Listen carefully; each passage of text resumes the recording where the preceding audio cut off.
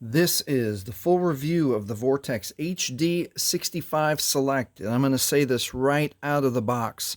This is probably Vortex's best phone, comparable with some of the higher end phones that are available on the market today. This is a fantastic phone that is in the budget area. So let's go over the phone and talk about it right out of the box. It is a cool looking phone.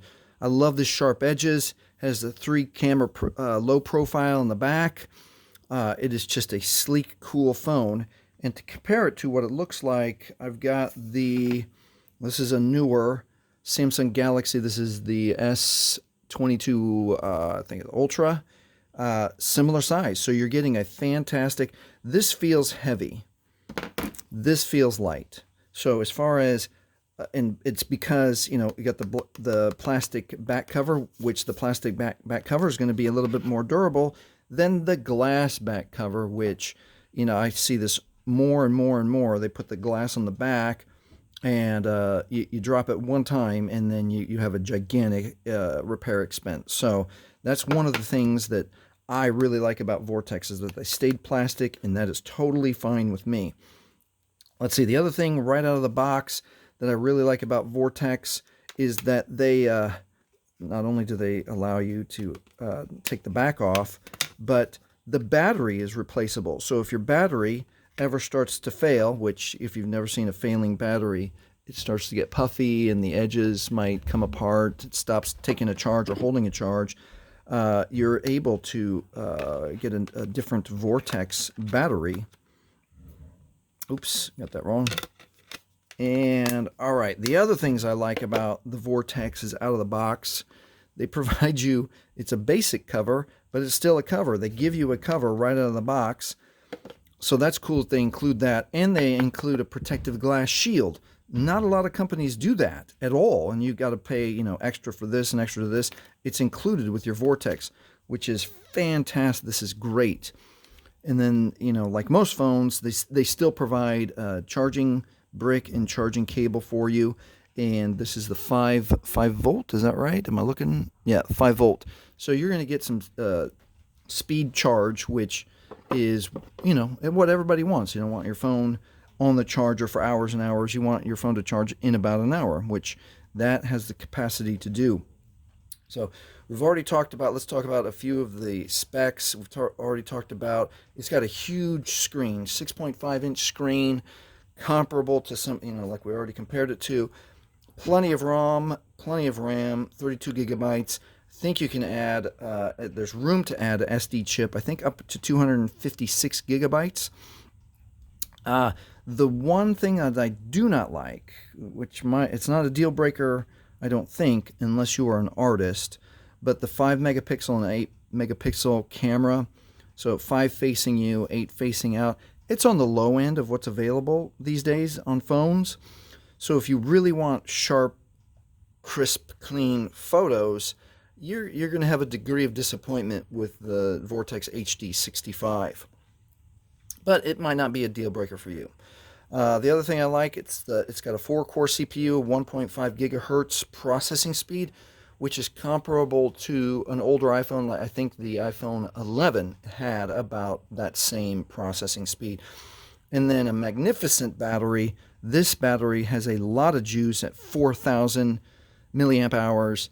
That's at the top end. Phones that have a big battery with a lot of juice in them, it's going to be around 4,000. And so all of those components make up a phone that you will be happy with in this budget phone area. So to give you an idea, let's compare the HD65 Select to an iPhone 14. So just on, what's it like? If you push to make a phone call comes up pretty quickly. It moves a little bit faster. Let's see what happens if we want to use the camera. Touch the camera. iPhone 14 moves a little bit faster. Let's compare what that looks like. So there's a degree of clarity on the iPhone camera that we don't necessarily have. My eyes can see it. I hope your eyes can see it. Let me see if I can do it where it's a little bit. You can see that word select. It's slight, but again, if you are a audio visual person and you're going to use your phone a lot for photos and videos, you're going to have a degree of disappointment with the HD65 Select. I think that's one of the main drawbacks of it, if there is a drawback. And let's compare one more thing. Let's go to YouTube and just compare. Let's go to the browser, YouTube. Slightly faster on the Apple, but this is the 14. Let's go to Shorts here on this side. Now let's just compare. That's a big screen. Let me turn this down so we don't have to listen to it. It seems to have a similar speed and functionality. It's moving along nicely. It's clear. It's bright. Similar to the iPhone 14. I don't think you'd be disappointed if you're the kind of person that watches a lot of videos or social media, that kind of thing, on the HD65 Select. Let's put this down. Turn that off so it's not a distraction. Let's go back to home. And let's see if there are any drawbacks. So the main drawback, I think, is the camera resolution, but it shouldn't be a deal breaker for you if you are a person that doesn't do a lot of audio visual, filmography. Let's see if there's really any other drawbacks. There's not. I mean, it comes with Android 13, the full version, which will give you access to everything that you need to run your phone. And really, Android 14 is the latest, and it's only available on some of the brand newest phones out there. So running Android 13 it's still close to top of the line for you. Let's see if there's anything else that we want to look at.